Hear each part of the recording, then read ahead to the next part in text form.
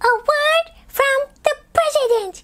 Yeah, super important words. Yes, super important words that have been memorized by kids throughout the generations. Words that have echoed the halls of greatness and been quoted by great men over and over again because of their importance. Maybe we should just let the storyteller say the words now. Yes, the words. The words from Abraham Lincoln, the Gettysburg Address. The year was 1863. It was November. It was cold and miserable, and the Gettysburg battle had just taken place during the Civil War. It was a terrible battle that saw the most hurt, wounded, and killed men in the whole battle so far. Now, Lincoln went out to Gettysburg, the scene of this terrible battle, and he spoke. He only spoke for about 2 minutes. He spoke from 2 sheets of paper that he took out of his pocket. It was only 10 sentences, and yet the words were so incredible that men today still quote this amazing speech. And the artist James Daugherty was inspired to put the Gettysburg Address to pictures like you're going to see now. And I'm going to read it for you. You ready? The words. Here we go. 87 years ago, our fathers brought forth on this continent a new nation conceived in liberty and dedicated to the proposition that all men are created equal. Now we are engaged in a great civil war, testing whether that nation or any nation so conceived and so dedicated can long endure. We are met on a great battlefield of that war. We have come to dedicate a portion of that field as a final resting place for those who here gave their lives that that nation might live. It is altogether fitting and proper that we should do this. But in a larger sense, we cannot dedicate, we cannot consecrate, we cannot hallow this ground. The brave men, living and dead, who struggled here, have consecrated it far above our poor power to add or detract.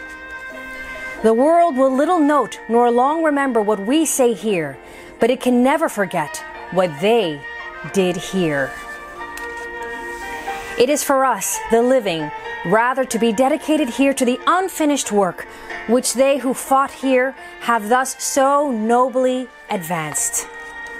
It is rather for us to be here dedicated to the great task remaining before us, that from these honored dead we take increased devotion to that cause for which they gave the last full measure of devotion, that we here highly resolve that these dead shall not have died in vain, that this nation under God shall have a new birth of freedom, and that government of the people, by the people, and for the people shall not perish from this earth.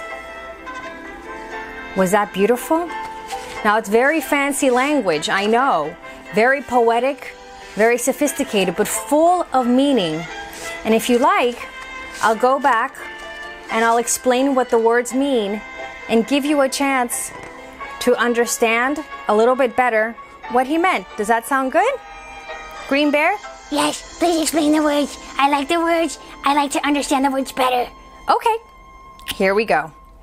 So let me go to this part right here in the front where it gives us all the words all at once, and you could really focus on them. There we go. You can really focus on them, and I'll explain them. 87 years ago. Now, do you know what that means? I know. Hold on. Okay, you're gonna... I got this handy dandy chart that you taught me.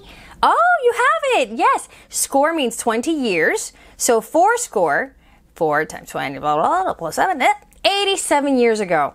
So 7 years ago means 87 years ago, the Declaration of Independence had been signed. Exactly. So that's how he begins.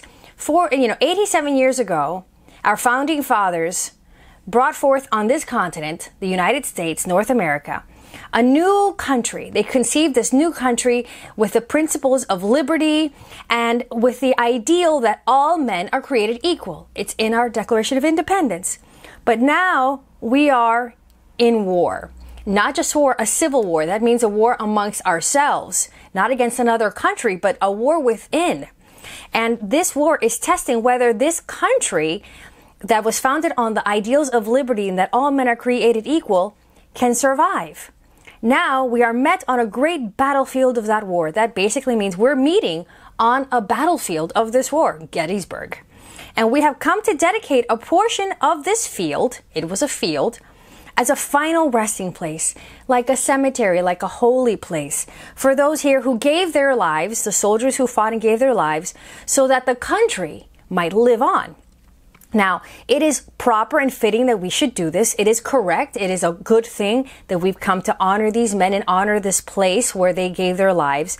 But in the bigger picture, we can't actually consecrate, we cannot hallow, we cannot make holy this ground, because the brave men, the soldiers who are alive and dead, who struggled here and gave it everything they had to fight for the cause, they made it holy. They made it far holier than anything that we can do or say. Now the world will little remember what we say here, but it will never forget what they did here. So it is up to us, the living, instead of making this ground holy, which the men who fought here already did, our job instead is to dedicate ourselves to the unfinished work that they started, that they advanced with their lives.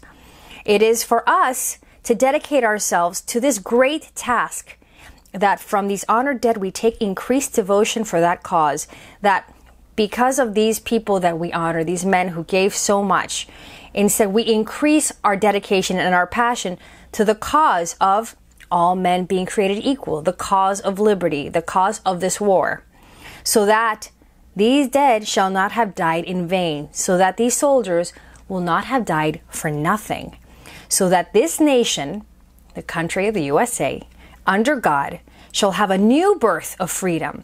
Meaning, what would happen? More people would be free if the slavery was to come to an end at last. So it would be a new birth of freedom, because it would be a full, complete freedom for all people, all men being created equal. And men includes women as well, by the way. And that government of the people, by the people, and for the people, a democracy, shall not disappear from the planet. Gettysburg, November 19th, 1863, Abraham Lincoln. And these words became so famous, actually, even though he said that the world will little remember what we say here, the world actually remembers everything that he said here, although there was a speaker right before him. Oh, yeah? Oh, what did he say? Well, actually, that's a funny question, Red Bear, but nobody really remembers what the speaker says. It was a long 2-hour speech. 2 hours? Yeah, it was a really long speech that was meant to be really beautiful and remembered for all time. And instead, it was Lincoln's simple speech right afterwards for 2 minutes that everybody remembered because it was so poetic and powerful. And there is great power in being brief and to the point instead of long and flowery. And that's one of the lessons of the Gettysburg Address. Wow, I would like to memorize this address and maybe when I'm out on the stump, you know, because I'm always running for president, you know. Oh, we all know. Maybe I can go and say these words and inspire people. They'll all vote Green Bear for president. You know, at the end of the day, when it's a presidential story, it always ends up being about Green Bear. Well, kid, I hope you enjoyed the Lincoln's Gettysburg Address and enjoyed the beautiful, beautiful pictures. Isn't this beautiful? The way that the artist saw everything. You could rewind it and really enjoy the pictures, because we've got we have the pioneers here, and there's Abraham Lincoln, and here's the Confederate side right here, and the Union side fighting, and right here are the slaves that they're fighting to liberate, the women weeping as their brothers and husbands and sons go off to war. Maybe they would never see each other again. Here is Lincoln himself giving this short 2-page address at Gettysburg all the people watching, listening, people were moved to tears listening to his speech. It was so powerful. People in that moment knew they were witnessing something very special. And here are the spirits of the dead soldiers, the fallen soldiers, being lifted up, being greeted by the angels. Look at that. Aren't these illustrations quite grand? It is a beautiful book to add to your collection if you're into American history and Abraham Lincoln and just the concept of beautiful words that speak to freedom and liberty. I think that I am going to take time to memorize this all over again, because great words are always worth taking the time to get to know very well. Well, I hope that you enjoyed this very artistic and historic KidTime Storytime, kid. See you next time on KidTime Storytime.